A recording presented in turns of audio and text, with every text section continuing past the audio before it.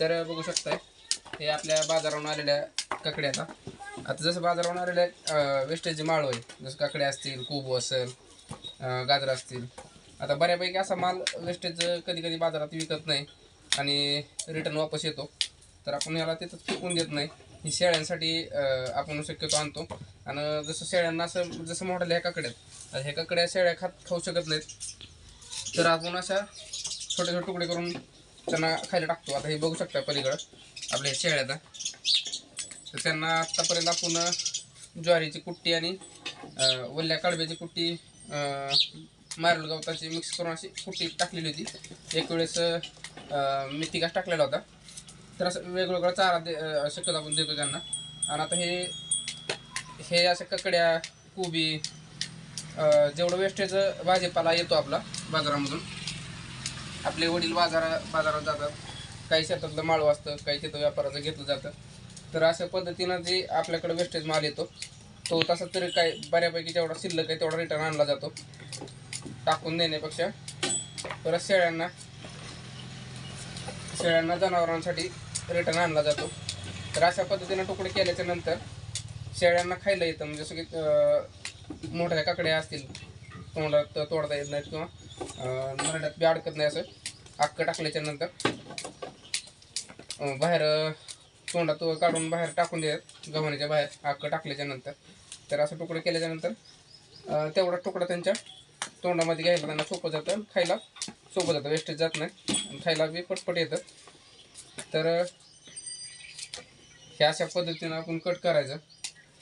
आता ही कमी खर्चामधला चारा आहे आणि वेगवेगळा चारा दिला. आता उन्हाळ्याच्या दिवसामध्ये, आता थोडक्यात उन्हाळा सुरू झालेला आहे, तर उन्हाळ्याच्या दिवसामध्ये असा चारा देणं गरजेचं आहे. वल्ल्या चाऱ्यामध्ये आता ह्यात पूर्ण पाणीच आहे. असा चारा हा की त्याच्यात पूर्ण पाणी आहे. वल्ला चारा नाही आहे. अशा टायमिंगमध्ये हा चारा खूप महत्त्वाचा आहे.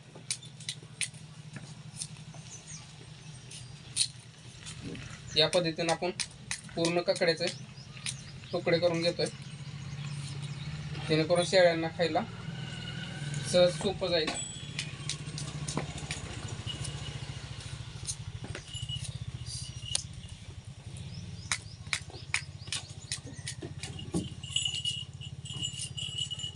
बंदिस्त शेळीपालन असताना तुम्हाला जितकं शक्य होईल तेवढं वेगवेगळं चारा देण्याची गरज आहे.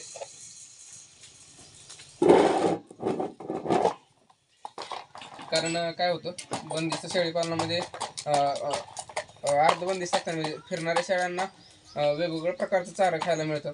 त्याच्यामुळे शेळ्या तंदुरुस्त राहतात किंवा आजारी पडत नाही, कॅल्शियम कमी होत नाही त्यांचं, किंवा अन्य गोष्टी जे घटक आहेत ते शेळ्यांना झाडपाल्यातून बाहेरून मिळून जातं. तर आपल्याला बंदिस्तमध्ये तेवढं शेळ्यांना मिळत नाही, म्हणून आपण लसीकरण वेळेवर करतो. कधी कधी लिव्हर टॉनिकचा बी डोस देतो, 1 महिन्या 1.5 महिन्याला 8 दिवस देतो आपण. महिन्यामध्ये 8 दिवस 5-5 ml एका शेळ्यांना देतो. तसंच असं वेगवेगळं चारा दिल्याच्या तर शेळ्यांना वजन वाढ किंवा बाकीच्या अन्य गोष्टी, अन्न घटक मिळून जातात. त्याच्यामुळे असं शक्य होईल तेवढं जे वेस्टेज मटेरियल आहे, कमी खर्चामध्ये मिळणारा जो चारा देण्याचा प्रयत्न करायचा.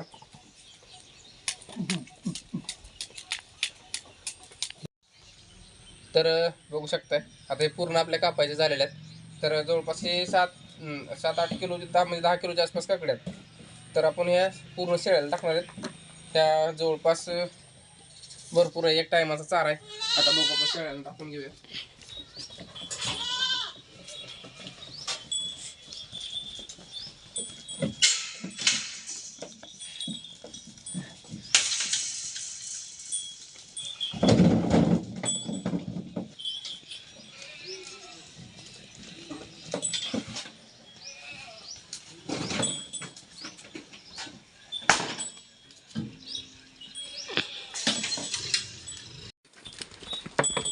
तर बघू शकते आपण गव्हाणीमध्ये टाकल्यात. अशा पद्धतीनं एकदम छान पद्धतीने शेळ्या खातात. जसं की त्यांना तुम्हाला मगाशी सांगितल्याप्रमाणे त्यांना तुकडे केल्याच्या नंतर खायला सोपं जातं.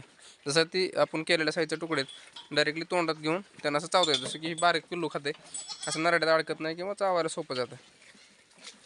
तोडायची जास्त त्यांना गरज लागत नाही. त्याच्यामुळे छोटे छोटे तुकडे करून आपण त्यांना अशा पद्धतीनं गव्हाणीमध्ये जी भाजीपाला वेस्टेज आहे किंवा गाजरं असतील, काकडे असतील, अशा पद्धतीचा चारा आपण गव्हाणीमध्ये टाकून द्यायचा.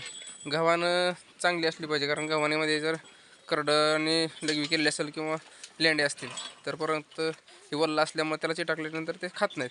त्याच्यामुळे गव्हाण थोडीशी स्वच्छ पाहिजे. अशा पद्धतीनं शेळ्या एकदम आवडीनं खातात.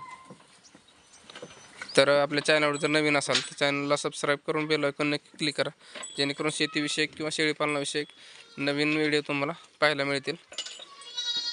तर सर्व शेतकरी बांधवांचे, व्हिडिओ बघणाऱ्यांचे धन्यवाद. राम राम.